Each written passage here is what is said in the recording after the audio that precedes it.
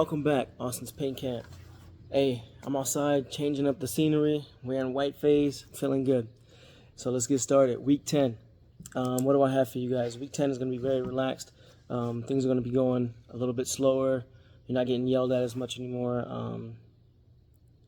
We should still be running everywhere, so I hope everybody's still doing that. Let's get to it. You'll be talking about Army leadership, ADP 6-22. We're going to be talking about different styles of leadership, trying to figure out what your style is and having conversations with other people, how to handle situations, talking about things like that. You'll go through the ADP a bit, but have more conversations about how scenarios would work out. If this happens to you, how would you solve that conflict, using a direct approach versus a indirect approach, things like that. You'll also be knocking out your 12-mile ruck, which will be your last graded physical event. You will have an ACFT in week 11. You only have to pass it. It's not going to your OMAL. It's not a graded event. It's just to pass. They basically will choose the iron or the strongest warrior out of that pack for female and male. But the 12-mile ruck in week 10 is your last physical event. So just knock that out. It was pretty good for us, I got to say. We went down the flight line and came back. Yeah, it took about 3 hours and 20 minutes, so it ain't bad. You guys will enjoy it. It's fine. 35-pound ruck. Make sure you have the packing list. They can make you lay it out. We laid out all our shit for the 9-mile ruck. We didn't have to do it for the 12-mile ruck. And then you'll definitely weigh your ruck afterwards without your water source, so be mindful of that. In addition, you'll be talking about Law of Armed Conflict, LOAC, also known as Law of War. It is basically, it talks about how you can approach the enemy at war.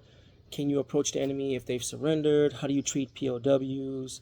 Things of that nature. What kind of weapon system are you allowed to use against an enemy if they only have this weapon system, and so forth. So we'll talk about the law of war type things, and there's two sides of it. There's more of the deployed side and the war side, and there's also the UCMJ side. What authority does your first sergeant have? What authority does the commander have? What role do you play to the commander during an Article 15 proceeding, and things of that nature? Can we, as firstly promoted LTs, give a soldier an Article 15 for being too late too many times? The answer is no. Article 15 can only be given by the commander. We are advisors to the commander. So things like that. So that's more of your Law of War and UCMJ side.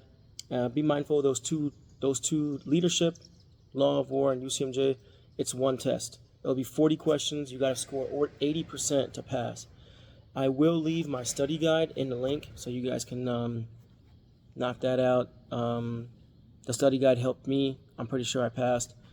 And last but not least, training management. It talks about DTMS, Digital Training Management System. It talks about CATS, Combined Arms Training System, and it talks about, what's the third one? Damn, should have been paying attention. There's a third one as well. ATS, Army Training System. ATN, I'm sorry, it's ATN, Army Training Network. Those are the three things you'll be talking about, and then also who trains. The commander is in charge of all the training, but the NCOs are the ones that conduct the training in the teams. Excuse me. And that'll be the last test that you guys will conduct. It'll all happen in week 10. And week 11 should be smooth sailing with a few out processing things, and in week 12 you graduate. So let's get after it. Thanks, guys.